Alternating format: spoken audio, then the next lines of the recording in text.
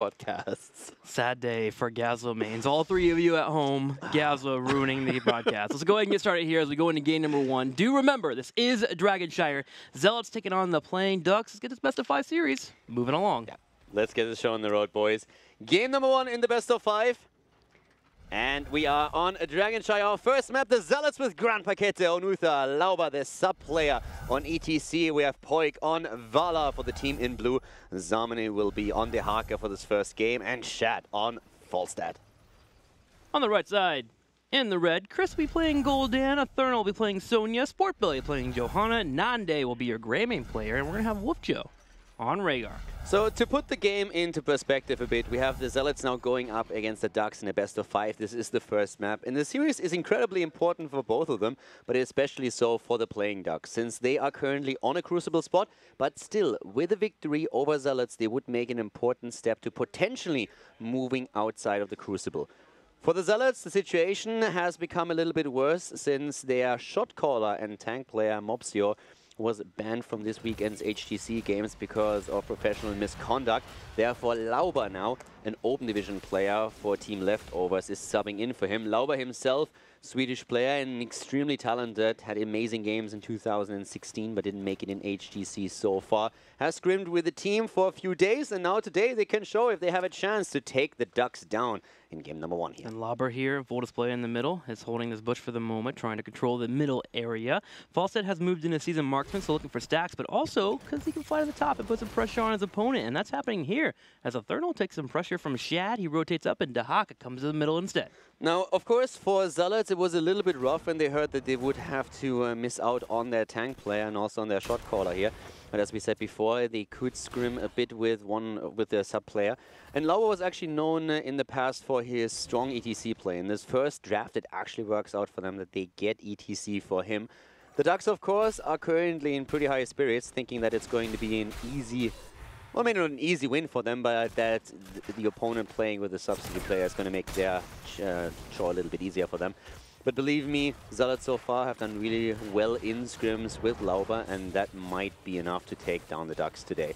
For now, we're seeing the two teams just sharking around a little bit, and actually quite a lot of respect on both sides. Very careful play, as we've seen in the mid lane, where especially Johanna did not even enter one of these bush areas where we had Uther and ETC lurking in the shadows. Well, you have to be careful if you're the Ducks here. With 2 globals on the field, a ETC and an Uther, the CC coming out, that's a dead target if they overstep. Goldan on the bottom lane will stay near his turrets. Wolfjo will be the only one that kind of overextends a little bit because he has some mobility. So it makes sense that the Playing Ducks are playing a little bit more reserved. I would like to see Zealots play maybe a little more aggressive, especially the ETC Uther, but I can see why they're holding back.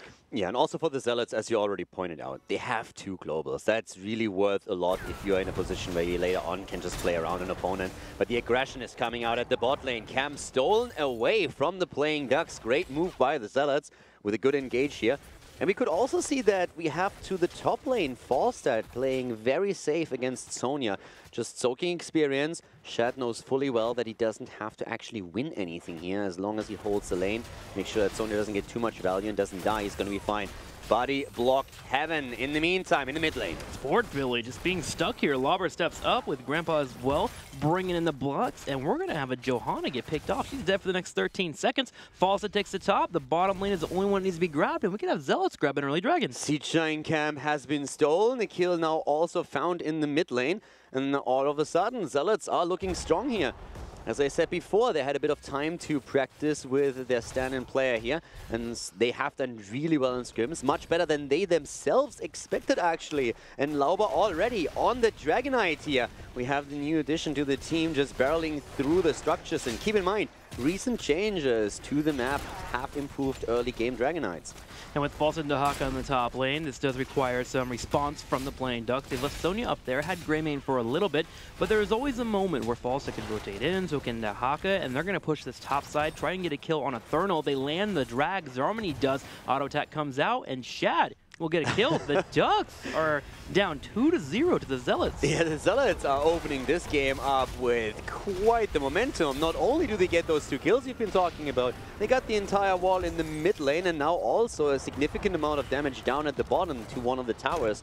Rotations are still happening. And you pointed out a bit earlier that outside of just the globals, there's a lot of CC on the side of the Zealots as well, and they are currently stacking it pretty well to put so much aggression on the solo lanes in particular. And this is a draft that we've seen Zealots run in the past. The only difference is they have Lobber today, and so far he's been doing quite well. He's just holding down the area. He's not doing anything flashy, and he doesn't need to.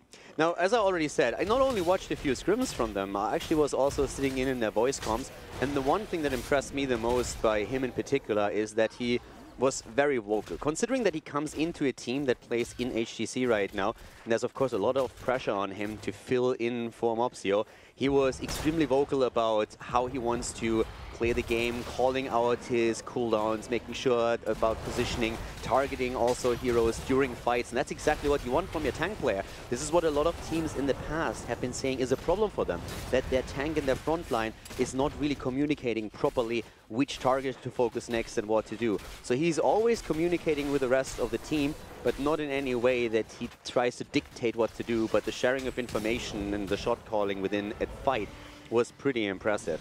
So far it's working out for them, but again, they don't have as much practice with Lauber as they do with Mopsio, so the synergy might not be there to the same extent, and that could cause some problems later on when communication and also knowing your teammates is crucial. So the Ducks, maybe with a rough start in the early game, but they can still turn this around. They're trying to against Falstad, and they take down Shad and get the catch. kill. There's going to be a drag coming out, but Nande will be able to get out easily there. So this is where I want to see the Playing Ducks excel when we get to level 10 and we start to have those team fights open up a little bit more. This is where you're expecting to have that slight difference in fights happening with Zealots having their sub in. The Ducks at level 10 being able to move into Go for the Throat, even picking up the Sonya engage, and of course Horrify should allow for them to get a couple of picks. This is where they should excel if you're looking at it on paper. Yeah, at this point now, we have the Ducks with that first kill, and that was quite important. In the mid lane, you could still see that ETC didn't even bother to power slide, since Sonya still had her trade up and used it also to simply move out of it. But the important part is that we have hit level 10, and with 10, we are seeing some aggression at the top lane. Sonya with the Wrath of the Berserker, opening up also some space for Greymane. But in terms of heroic abilities, we have now Mosh Pit and the combo with Divine Shield available for the Zealots. And of course, Falstad, always ready for disengage with Mighty Gust. With both Giants being grabbed on the bottom side, both teams can focus on their lanes. Eternal getting the upper hand on the top as he pushes in Zarmany. With Essence being burned and Region Glows being grabbed, Zarmany should be fine and holding, but Nande is setting up for another engage. He's done this 3 times this game. So Zarmy's been a little bit more careful. Lobber, though, comes in from the side. He goes in for a power slide. Will hit it. Does have the knockback, too. And there is a dead Sonya. Quick and fast rotations on the side of the Zealots now. 3 kills against 1. And at least on this first map, they're doing quite well. So at this point, we're still seeing at the bot lane, Polk playing solo against Chris here. And Gul'dan is giving him quite the run for his money. Gul'dan in there, Dahaka comes in. Will Gul'dan get picked? Can he hit the drag? Zarmany hits it. Grandpa's on the side, the follow the stun, Rain of Vengeance. Chris is low, Chris is draining life, Ancestral misses! And here comes Johanna to engage, but they're gonna have to back up with no damage being available. Barely missing and going back onto the slow cooldown. If he had 13 already, that Earthen Shield would have allowed him to keep Gul'dan alive long enough to get this Ancestral through. But we are only on level 10 talents for the Ducks at this point. So the Zealots, they get the wall and the kill against Gul'dan. 4 kills against 1 right now. Lauber finds himself in a bit of trouble up at the top lane, but can easily move back, and Shad was also present. Could have helped out with a Mighty Gust if worse would have come to worse. Especially having the loudspeakers got away pretty easily. Playing Ducks will grab the top shrine. 13 around the corner for Zealots, and we should see an aggressive play from them around that talent tier. They have a full level above their opponents. Lobber is already set up on the top, and here's Zarmany coming around from the side. Eternal is a target. He tries a dodge. There's a power slide, drag. Great CC chain here between the teams. Should be able to get Sonya, and they follow it up with the final auto attack. It's a big problem for the Ducks now that these constant ganks are hitting them, and the Zealots are making it work with the globals that they have, but also with all the CC that is stacked on their end. And especially with Lauber playing ETC here and always making sure that he syncs his cooldowns together with Dahaka so they get their stun combos in. That is a massive problem for the Playing Ducks. The 13 talent here was perfectly executed, this small advantage by the Zealots, and it results in a kill which leads to another Dragonite, the second one taken by the blue team in this game. And the Dragon Knight is dancing in the middle, but the bottom is being pushed in. With ETC leading the charge, Poik and crew will move in for the fort, and Playing Ducks will have to answer back. And this is where you can struggle with this Dragon. How do you handle the defense? So far, the Ducks are controlling the bottom side, as they'll be able to clear it up with Gold Dam, but the middle one is where they'll have to move their Greymane towards that area and start working on the Dragon. He'll go ahead and boot away a Greymane, and again, just buying time here. He has 30 more seconds here to shred out the waves, and they can work on the towers. No, level 13 is ready for the Ducks for defense. But of course, the Dragon Knight still is going to get value. Was preparing in the middle way for another wave coming in. Lauber moving away, needs to be careful as Johanna goes in, but Grandpa Kette is there with another quick cleanse. Zarmany wants the drag, but doesn't get it. Chat flies in too, trying to create a 5 versus 4, as Sonya is not with the Ducks just yet, but she's eager to flank and could potentially come in any second right now. But already a few of the heroes on the side of the Zealots are sharking in. Lauber comes around the power slide, will keep Shat alive, but you see the spear into the slam there from Sonya, knocking Fawcett down to a quarter health. He'll have to back and heal on up. So Playing Ducks, they stabilize pretty well. They control the Dragon, don't lose out on any forts, have a good flank on the bottom side, even get damage on Fawcett to effectively stop that entire team fight from happening for the Zealots. So Playing Ducks continuing to move their way back. The one thing that worries me for the Ducks is really that towards the later stage of the game, when the map is open, when the forts have been taken down, the globals are going to get even more value. And you can really start to pressure and outpush the side lanes while the rest of your team is working either on an objective or on camps. And you will have to react to it eventually. So for the Ducks, this is going to create a big problem later on in the game. And if Zealots play their cards right, I think they can exploit this completely. Yeah, one of the ways that you can deal with the globals is you can open up the map pretty aggressively, and they've done that already. They got the Night Camp and the Giant so they can push in the fort. But Zealots come down on the answer right away. I want to see if the Ducks go to the middle lane and start putting more damage on those turrets. There it is. Buying back that experience they're missing out on. Right now, they're a level behind as Zealots are about to hit 16, so grabbing these turrets allow them to at least get closer and closer, but they still have a large gap to close. Especially since the top lane is now being pressured by a camp and Dehaka, and in the meantime, while we see the reaction from the Playing Ducks towards the top lane, we have at the bottom of the map the fort being pushed. Now Dehaka is still in trouble and might fall, but the isolation on Sonya actually helping Zarmony quite a bit, and he even tried for the drag. In the meantime, you can see the value at the bottom. An easy fort taken here, and that was a great move, and also, of course, a fantastic trade in favor of the Zealots now. I do appreciate what the Ducks are going for there. With the talent being behind, you usually try to go for that off lane and try and get a pickup, and they tried to grab the Dehaka. They did force the Essence and the Isolation, but with them being a talent tier behind, not going to really get a team fight. Sadly, it didn't work out the way they wanted to, and the Zealots capitalized. But still, don't mind the play. Solidly done there by the Ducks, and now they need about a half a level here before they move towards that 16. It's all about slowing down the shrines and trying not to give up a dragon. Yeah, so this is definitely something that, I mean, right now, as you said, you want to slow everything down, you want to prevent the dragon being taken, you try to aim for level 16 and then fight for even talents. But it's still going to be a pretty rough call for the Ducks now, because the Zealots are posturing very aggressively on the map. And you can already see that with Lauber and Grandpa Kette in the bush, they are hoping to maybe even get a chance of a quick stun lock against someone. Now Grandpa Kette still sitting in the bush, waiting to see if someone rotates from the mid lane, and the rest of the team protecting currently those two Siege Giants so that they can do a bit more damage. And the good news about Uther being there is he anchors that bush, but if anyone does come in for a flank, he can bring out the stun and Dehaka can move in. Flank is coming in right now. We see Johanna moving in and also Eternal. Dehaka needs to join the fun and he wants to, but Poik is already down, and with Vala eliminated, that's a big problem. So at this point, Uther misclicking his Divine Shield here since Vala just died a second too early, and that now means that the Zealots have to move back.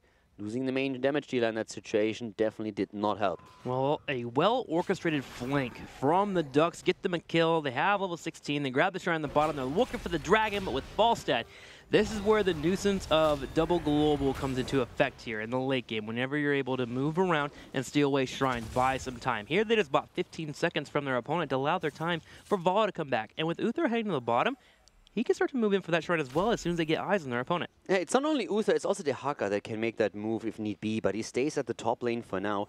Lauber even helping out, making sure that there's no potential gank coming, and that gank is on its way, but Lauber can always make sure that Uther is going to be safe here, and that's what they're trying to do right now. Zarmany moving in, tries to get the move on against Gul'dan, doesn't quite hit it. The channel in the mid lane could lead to a Dragonite for the Ducks, and indeed it does. They're still a level behind. The Dragonite is taken, but the fight is still raging on, and they're trying to go for Chris again. Second drag does hit. The cleanse was utilized. Ancestral Killing will keep Gul'dan alive, but the mosh pit from Lauber, the sub comes in, and he makes the Ducks dance. Hammering comes out. Wolf Joe is low, and the Playing Ducks in this fight will lose 2 members, a third, a fourth possibly, with the drag connecting here. Ethernal stuck in a corner here trying to survive. 3-man mosh pit, and now Ethernal falling as well.